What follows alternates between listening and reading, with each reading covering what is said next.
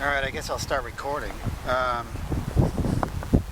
Hey, so this is not for really for the album. This is for like, well, this is for the album. It's not for the audience.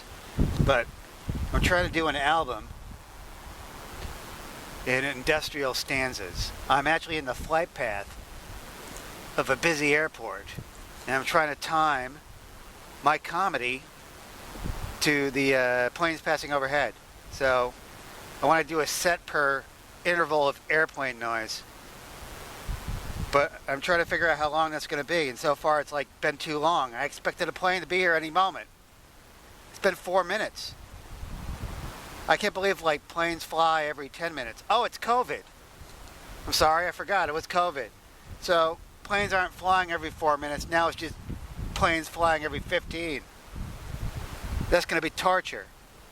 I won't have any rescue. Oh, geez. Maybe I shouldn't even call the album that. But we'll find out. We gotta find out how frequent flights are, you know? Like, I've been waiting 5 minutes now. Like, I thought it was gonna happen. I thought we were gonna get airplane noise like 2 minutes ago. And I keep thinking I'm gonna get airplane noise because I'm on drugs and I'm paranoid. Like, when is it gonna come? Like, where is all the noise coming from? That's what I think about, like when I'm on drugs. Because that's what you have to think about. Anyways. Oh, we're just waiting for this plane. Fuck. See, now it's like, this feels like a botched experiment. You know, I expected the host to come out here as like a fucking 737. And just tell me like when to stop doing comedy. But now that's not going to happen. Like now I have to get the public involved. No, I'm not going to do that. God. Oh, but that was an impression of cynical resignation. Just so you know, that thing I do, that's just cynical resignation. I do it all the time. Yeah, it's because I have heart disease. What else? We're still waiting for this. 6 minutes. See, this is like torture now because I expect to do a set and now I have to improvise all the time. Do people even know? People don't even know. I should just tell jokes until like the plane comes. And then you know that's how long it's going to be. Alright? So anyways, I can make a crack pipe out of anything. That's a joke. I can make a crack pipe out of anything because I grew up in the 90s. You know. Yeah, I can make a crack pipe out of a socket wrench or a car antenna. But now I realize I could just make a crack pipe out of crack. I can make a crack pipe out of crack. It's super easy. Yeah, I just hold it and light myself on fire. Thank you. Alright. So people keep telling me I live in a bad neighborhood. Yeah, because I live there. Where's the plane yet? No, it's actually not true. I actually live in a bad neighborhood because they sell baseball bats at the liquor store. No, I actually live in a bad neighborhood because I built all the houses. Yeah, they didn't follow any rules. I just built them out of the bushes nearby. Alright. You ever throw up on yourself because you're too fucked up to get out of the way? No, me neither. I actually have not. I actually threw up on myself so I wouldn't have to clean my car. Yeah, I did it because I was smart and I wanted to keep my eyes on the road. Thank you. Thank you. Actually, the best part of like throwing up on yourself, like when you're throwing up in a car, is when you get to your destination, you just step out of your car, you brush off all the vomit, and you go right to work. Because this is what I do. I like wait to make money. And they just say, oh, you're on in 10 minutes. And I go do like comedy, and I don't even know I'm there. And then they pay me, like from the bar. It's really great. All right.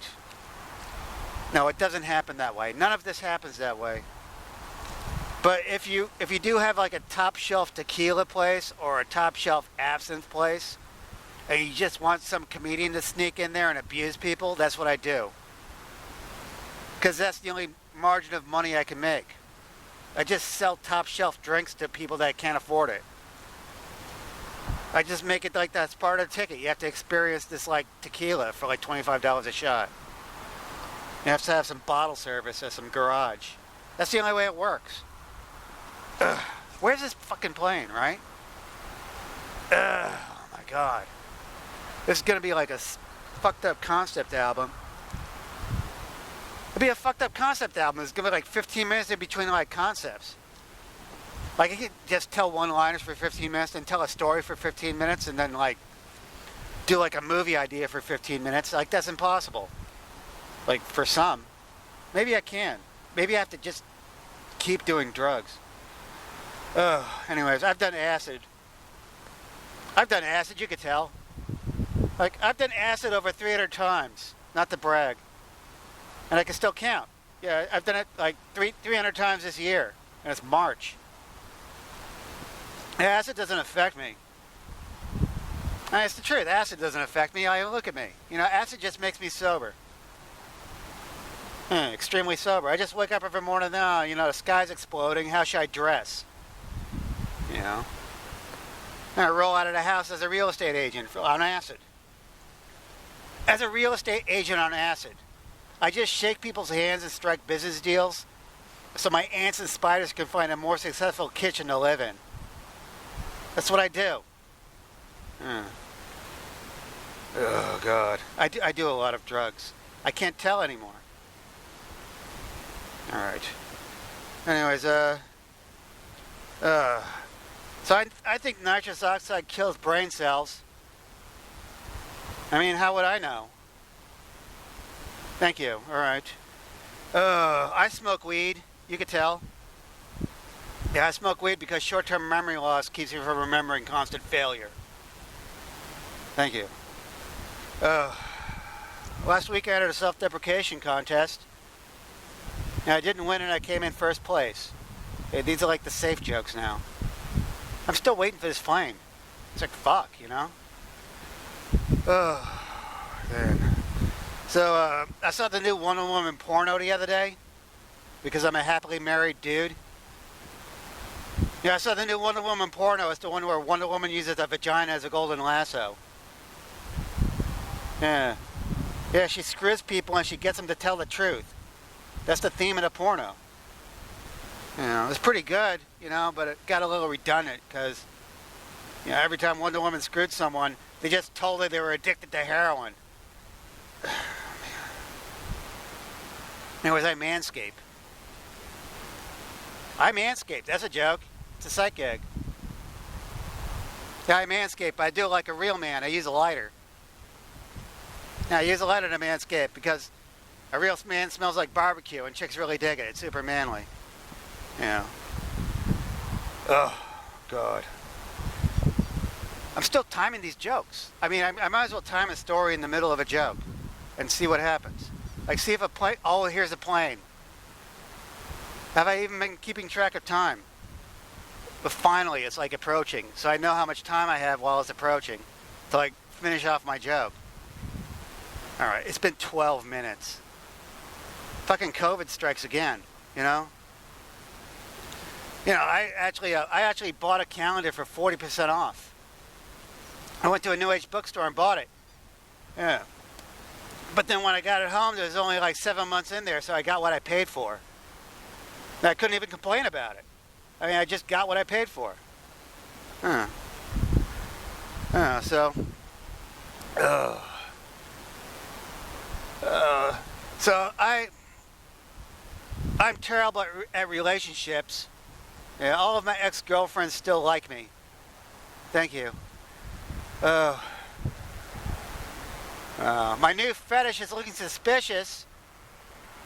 Yeah, super easy. Yeah. Just walk around the airport, you know, wearing a turban. Walk around the airport with a turban and a huge boner. Yeah. All right.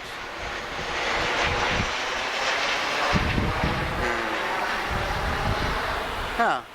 13 minutes. You know, sometimes when I see the cops, I start running. It's super exciting, you know? Yeah, but then they catch me because it's hard to run when you're jerking off. Oh, all right. See, now I get to think, like on a different level. And then I can just fail completely on another level. Alright. Ugh.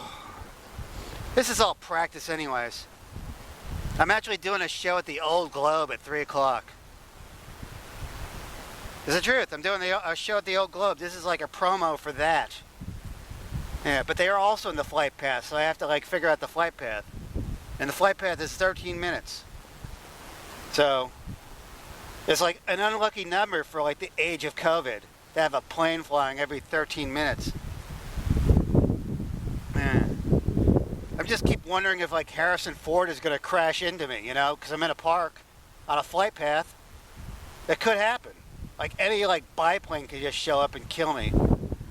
Because it seems like a runway for a biplane. Oh, alright, I gotta tell more jokes now. I'm sorry. Oh, you know these people that say children should be seen and not heard? Like why are the kids always screaming and wearing camouflage pants? Like, that's what I want to know. Oh. Now, alright, this is gonna be great for dogs. They're not gonna understand this. Now, usually my audience is schizophrenics. Like they hear this microphone and think their medication isn't working, and that's like a totally different audience. Yeah. But I do jokes for dogs too. I'm a comedian, I do jokes for dogs. I actually train drug sniffing dogs for a living.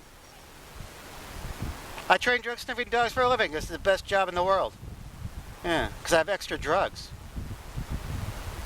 Yeah, but I don't work for the cops. I work for the private sector.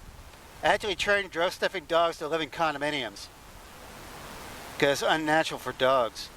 But I'm here to warn you, if you're going to train a drug sniffing dog, don't use cocaine to train them. It's super important.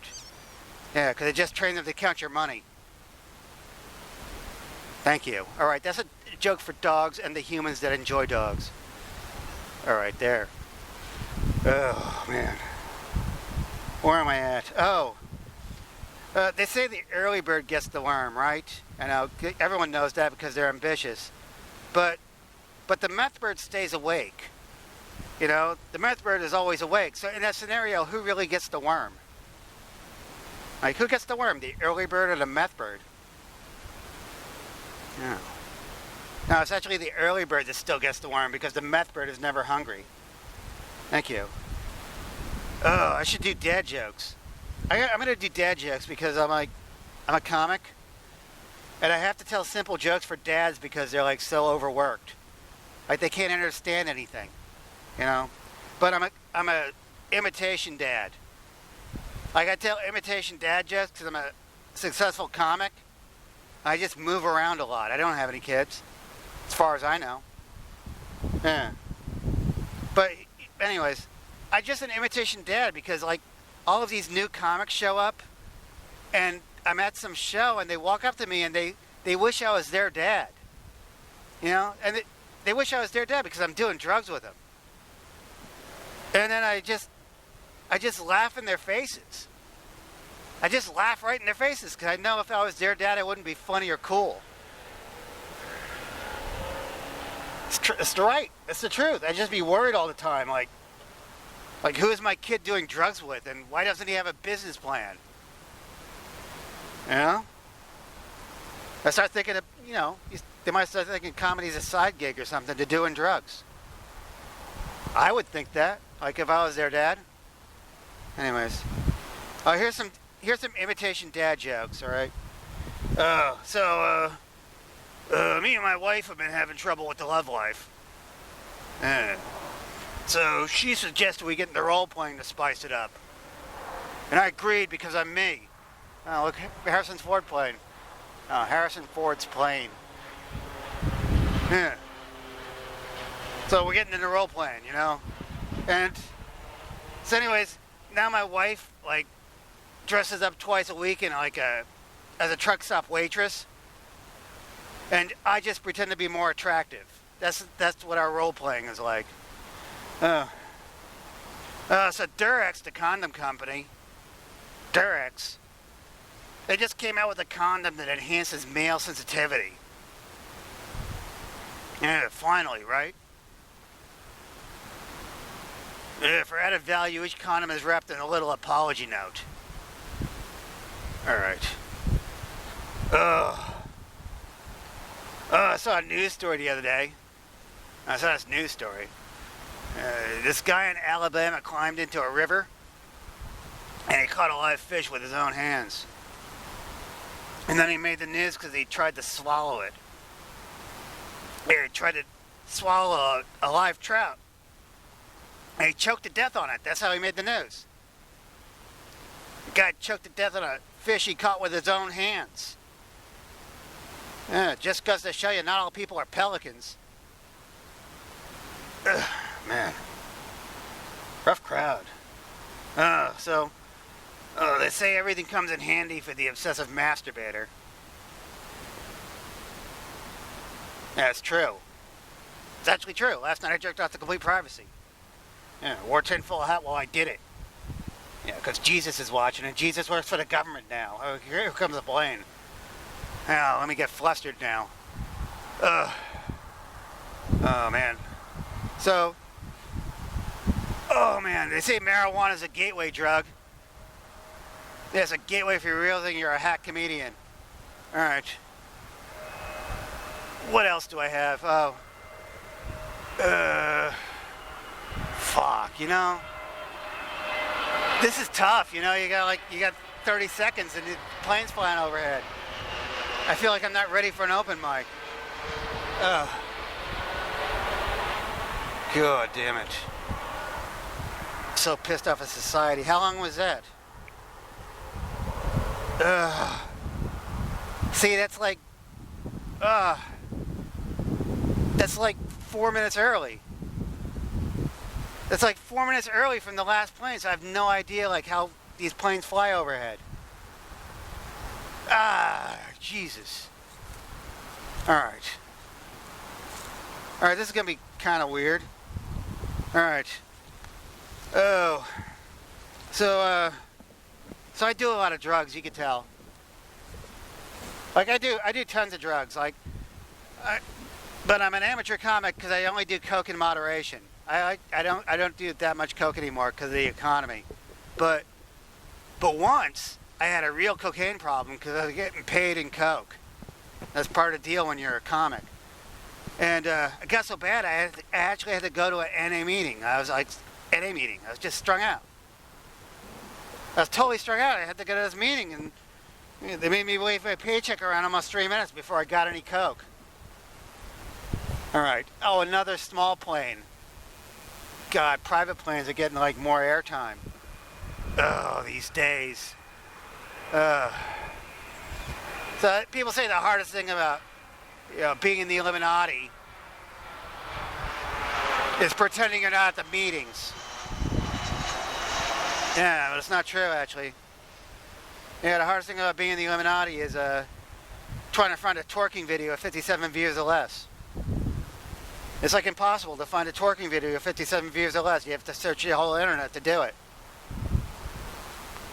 And that's my job. As part of the Illuminati, I make people do that. I send them messages saying, hey, I bet there's no twerking video of 57 views or less. And then people say, that's not true. And then they start searching for it. They all start searching for it. And then I just wait. Because they're searching for all these twerking videos. And then I just randomly post a twerking video, a new twerking video. And then, for my stable of girls. And they find these twerking videos because I help them find them. And they have 30 views. And they go, oh, I found one. And then he clicks on it.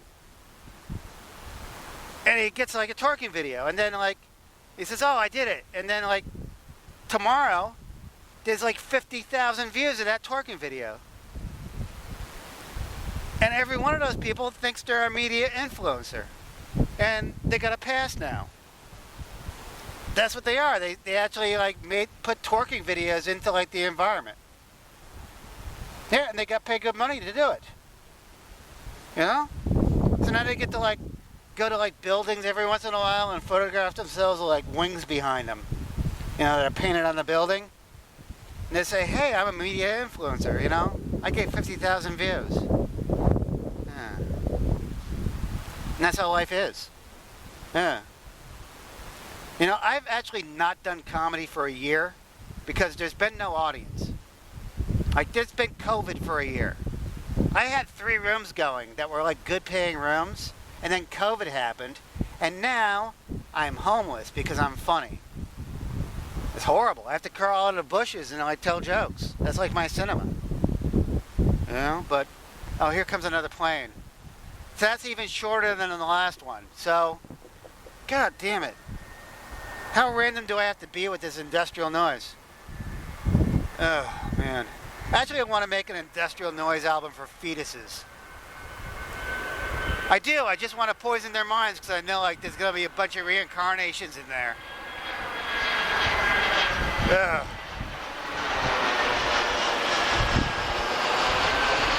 I swear there's going to be a bunch of reincarnations in there, like all stuck in these fetuses, you know?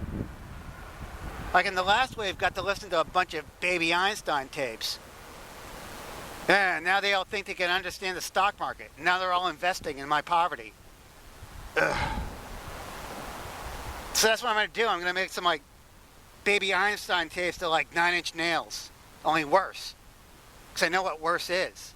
It's like Japanese psychedelia. I'll make them all listen to it. What time is it anyways? I'm not even like I'm speaking my phone like I'm making a call. No, I'm just timing everything. Oh, God.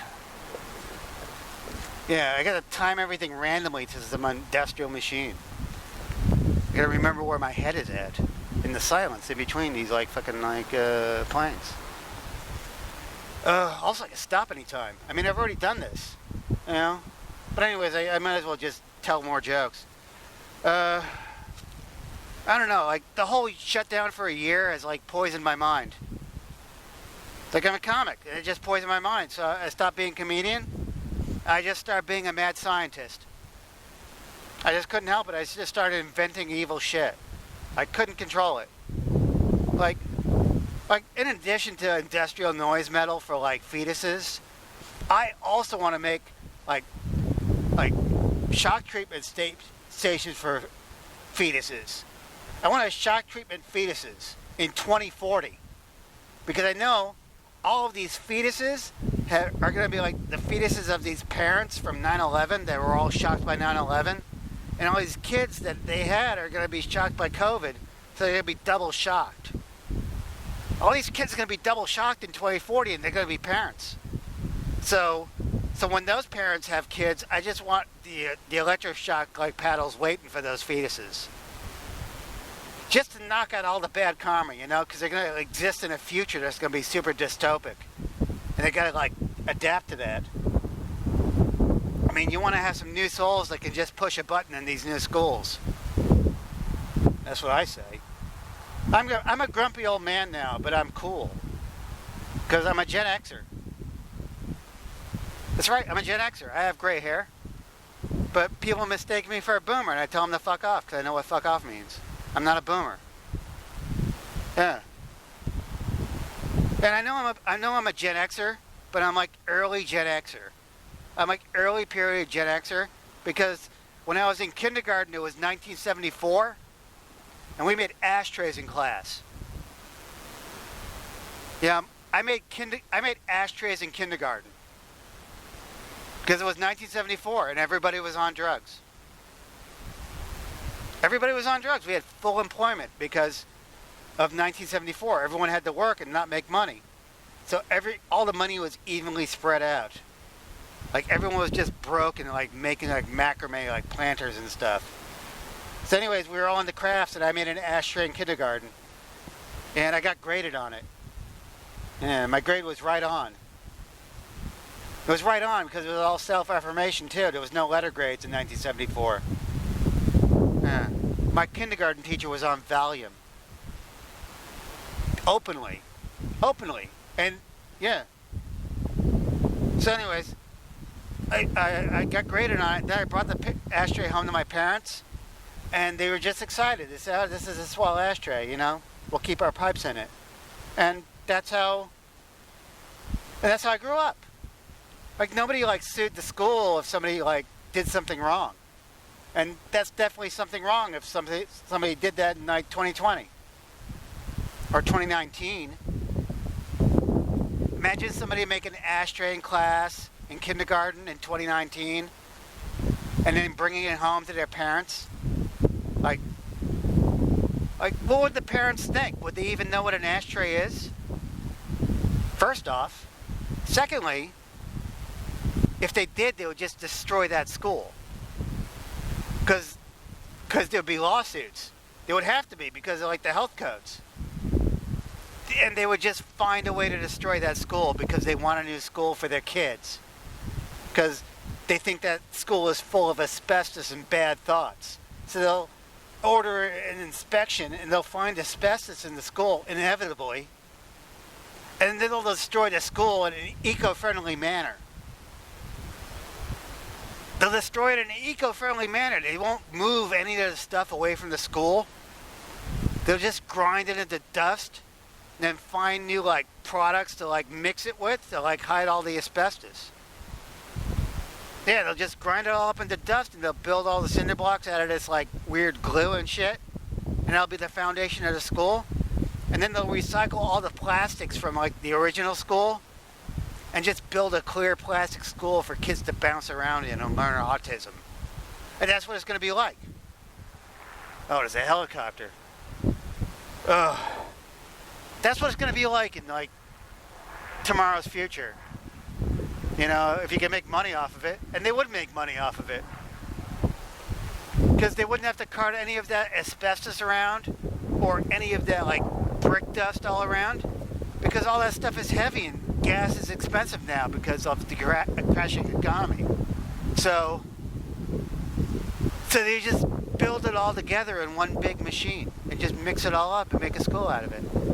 And it would be cold, you know, because, you know, it's made out of plastic. But the kids would learn, you know, because they just learn. They just learn how to push a button because that's all they have to learn. Push a button, let's see how smart you are. And then they do it, and then they find out. And it depends how rich you are, I think. It depends on how rich you are, really. Like, you have to be rich and you have to know a lawyer. But the lawyer has to be super rich. And that's how it'll work. Yeah. There will be no honest law in the future. That's my prediction, all right? Well, we're waiting for this plane. Oh, man. I actually do a lot of drugs. I was meaning to say that. I do a lot of drugs. But, like, drugs, like cocaine, heroin, PCP, like, those are nouns for me. I don't really think of those as drugs. Like, real drugs for me start with bath salts. Like, bath salts are a real drug for me, yeah? And because they're like the salad of drugs. You don't know what you're going to get. But you know it's going to be like a drug. It's going to be an experience. You know? Yeah.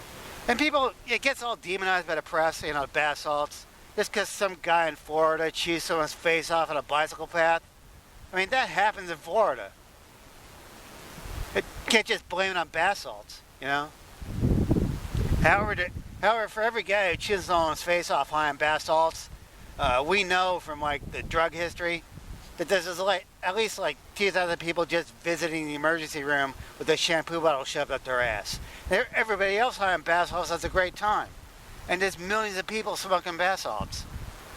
So it's just really been like knocked down by the press so much. It's not that. It's great, but just as, you know, whenever I smoke bath salts, just as a precaution, I always like to make sure to roofie my own drink.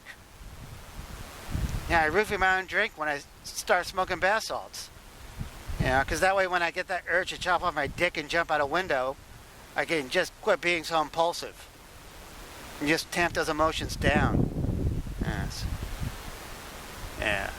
Yeah, those are good drugs. But my favorite drug is actually like toad. Yeah, I actually lick toads to get high. I don't know if you know that's a thing. There are live drugs in the world. Yeah. I lick a toad to get high because it's the only drug I know that can't be laced with fentanyl. It's the truth because it's a live drug. You know, I'm not going to lick a dead toad. I mean, I'm going to lick a live toad. I want one that's kicking, you know. I want one that's producing all the venom. You know? Plus I know, like, if I'm licking a dead toad, one of my enemies might have laced it with fentanyl. I know it's a dead toad, so I'm not going to lick it because I'm not going to be the first person to die that way. Just going to sleep. I mean, I want to get tortured by drugs first. I don't want to just do a drug and go to sleep. Like, what's the fun in that? What am I paying for? Oh, man. But toad is great.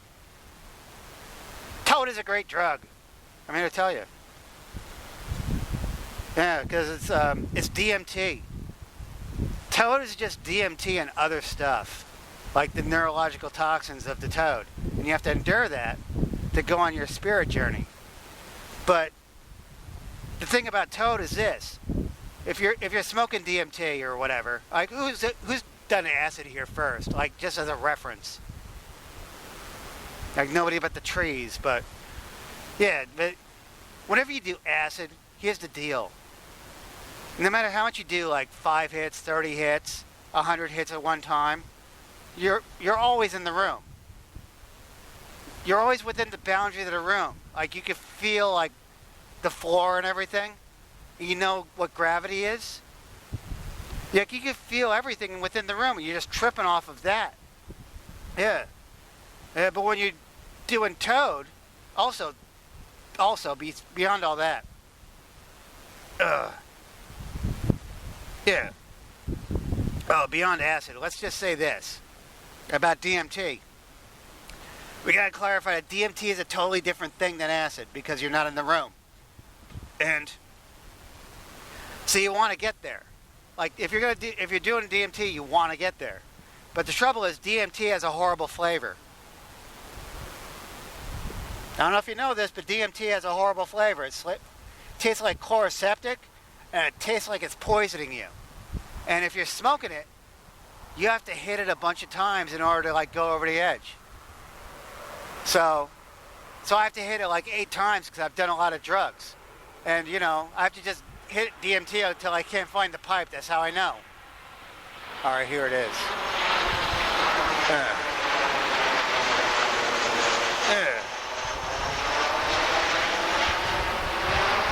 That's the thing, I can't tell.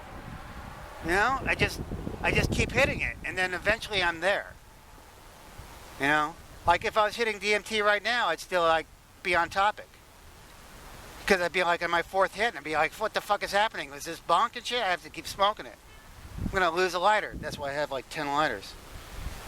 But I don't do that. I don't do that because I hate the process of getting high on DMT. That's why I get it straight from the toad's back. Because there's no backing off. If you're licking DMT off a toad, it's already too late. You just lick a toad, and then it's like you got 30 seconds to get your drugs back in the cage before they run away. That's what it's like. Or they may even attack you because they're massive toads. They're like 3.5 pounds, and they have teeth and everything. They can actually nosh on you. Like the venom is part of their defense mechanism. Like sometimes they'll just turn around and attack you if you're incapacitated because that's their nature. And they could chew off a finger or worse. You know, so you got to get them back in the cage. You got to have like toad handling gloves to do it. You know, but I always do because I'm a pro. So I lick the back of this toad, and then like I trip out but it's not the trip that like acid is. Like I was telling you, like you're not in the room anymore. No more boundaries. It's just all pastels. It's just all pastels. That's what DMT is. All pastels. And then it turns into an Easter egg. And then you break through this Easter egg and you're a dolly painting. That's what DMT is like. You break through this hallucination and you're in the grip of this hallucination. But the hallucination is just the claws of a dragon or a great bird. It's just in these claws. Like gripping you. And you're flying over this landscape of like mountains that are fully realistic mountains with like snow on them and everything, but they're just sliding around on these tracks. And you're just looking at it, and it's all like fluorescing and everything, and then you're like staring at the sun, and you know you're dead. And you just know you're dead because you can tell from the angle of your face. Like when you're in this bird and all the wind that's like flowing all over you. And you're just staring at the sun, and then the sun is not the sun. Here, son, it's just some big rotating tetrahedron of all the scenes of your life. And they're just flipping over and over, like coruscating and everything. You kind of see it. But you can see everything. And the closer you get to it, the more you realize that like 85% of these like scenes of your entire life are just pictures of Barney Rubble. And you go, oh, this is like some sort of weird ancestor trip, but I remember everything else. And you go, oh, like I'm some ancestor. I'm an ancestor on a trip. I'm like a new soul. Like I was a new soul, and now I see how wasted my life is. And I realize I have a soul, and I realize I'm totally connected with the universe. And then I like wake up, and I'm sitting in bed, and I'm all sweaty, and I can smell colors. That's how I wake up. I just wake up sitting up in bed, like I can smell colors, and colors smell like what do they smell like? Copper. Colors smell like copper and like ammonium nitrate. And you go, oh, this smell is like the I smell my synapses burning, you know? And then you just go, oh, let me do some more Toad. You go, oh, let me do some more Toad, you know?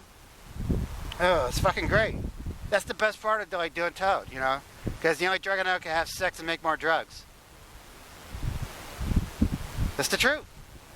That's the reality of it. Like, you never have to visit a dealer ever again. You know, unless you consider it a Toad dealer. You know, you've been doing a lot of Toad. You've been doing a lot of Toad, so, yeah. But, you know, what's the worst like a Toad can do? Like I said, it could bite you or shit on your face. You know, that's why you don't lick the front of the Toad. You know, you're not some Toad pervert. You're not some Toad pervert. You're not doing like licking Toad for that, you know. And you're not some shaman. You know, you're just a recreational Toad licker. And you know, you gotta have some respect for the universe somehow. Oh, anyways, that should be my time. Like, that should be it, because I probably have more stuff, but I'm on drugs. So, I'm gonna stop. That was like a practice session for the show at the Old Globe Theater. But the Old Globe's going to be worse because there's going to be a bunch of people around. And they're not going to know what I'm doing. Like, they're not going to know what I'm doing. They're just going to, like, think, who is this crazy person just being here? Like, I have to start telling jokes, and they have to believe that they're jokes. Like, how is that going to be possible? Oh, here comes another plane. Alright, so I guess that is it. I mean, we've been timing it out for like the flight path in San Diego, like Balboa Park. This is like the parkour of comedy. Yeah. Oh. Oh. No, this is actually street comedy. This is street comedy. This is like a tradition of comedy in the United States. But nobody's been doing it for a while. I don't know, because of the new rules. So, I guess I answered my own question. But anyways, I'm just saying that street comedy is like America's parkour because of free speech. So, that's what it should be. Yeah, because that's it. These are business ideas. Yeah, I'm tired of living on my knees. Anyways, also, I'm going to be doing shows in like fancy like tequila bars and absinthe bars because they have like top shelf liquor. They have top shelf liquor. If you want to experience top shelf tequila, if you have a wild hair, you can go to one of these shows and I'll be there getting a percentage of these overpriced drinks. And you can have an experience. It's the truth. Anyways, or it could be a lot less. It could be at a bar. It could be at an open mic. You don't know. Here comes another plane. Alright. Anyways, that's been it. I've been Mike Coppolino. Have a swell day. And there'll be a show in like 2 hours once I like clock in at the American Comedy Company open mic that's happening tonight. I don't know if I'll get on. That's going to be the funny part. That's going to be funny. I'm not going to actually get on at an open mic. I'm like, but I'm famous. Like, I'm a famous comic. I'm like the Beatles. If the Beatles were one guy with scabies. Alright, that didn't work either. Anyways, that's been it. I've been Mike Coppolino. I'm turning off this recorder. And I don't even know how long it's been. It's been like 4 flights. Yeah. 4 or 6 flights. I don't know. That's how I'm timing this like show. I guess what it'll be is it'll be like each track will be like a flight path. Yeah. It'll be the duration between planes, like it was supposed to be. Alright, thank you. That's been it.